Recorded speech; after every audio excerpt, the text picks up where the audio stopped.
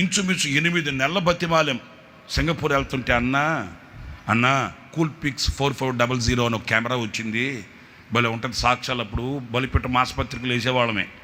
ఆ చిన్న కెమెరాతో వెళ్ళి తీసుకుని వచ్చి ఆ సాక్ష్యాలన్నీ గుర్తుపెట్టుకొని రాయాలంటే కొంచెం కష్టంగా ఉంటుంది. కూల్పిక్స్ 4500 అని కెమెరా ఒకటి వచ్చింది, చిన్నది. మోహన్ సి లాజరస్ గారు వాళ్ళ టీం వాడుతున్నారు. అదైతే ఫోటో తీసి ఫోటో మీద బటన్ నొక్కి వాయిస్ రికార్డ్ చేసేయచ్చు.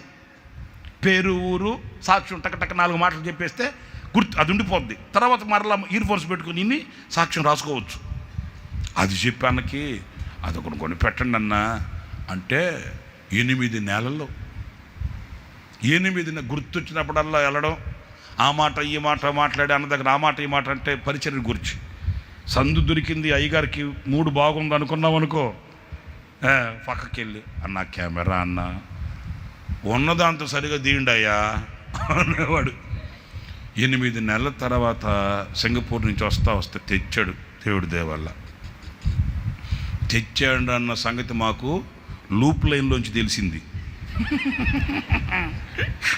లూప్ లైన్లోంచి తెలిసింది. అది కూడా ఏంటి, సింగపూర్లో ఉన్న మిల్టన్ లాజరస్ గారు చెప్పాడు, అన్న మీరు అడిగేది కెమెరా రాసి ఇచ్చారంట కదా, చీటీలో రాసి ఇచ్చారంట కదా, రాసిమ్మన్నాడు అన్నే, రాసి ఇచ్చారంట కదా, సేమ్ అదే తీసి పంపించాను, అదో కాదో ఒకసారి చూసుకోండి అని ఆయన చెప్పాడు మాతో.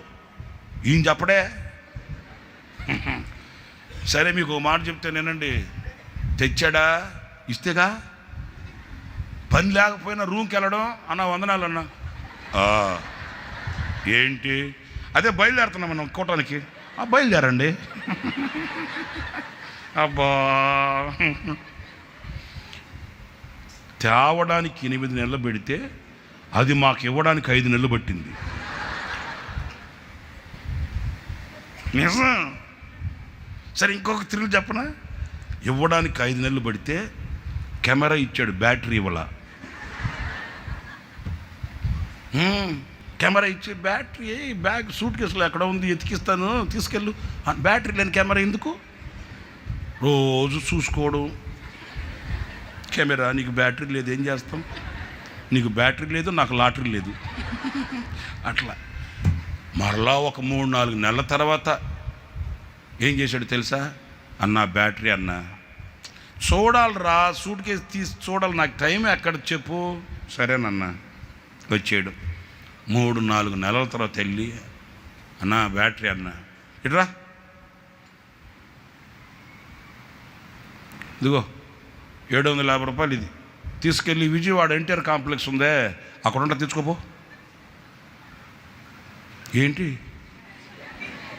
బ్యాటరీ, కెమెరా ఎక్కడిది, సింగపూర్ది, బ్యాటరీ ఎక్కడిది, కుదురుతుందండి అన్న.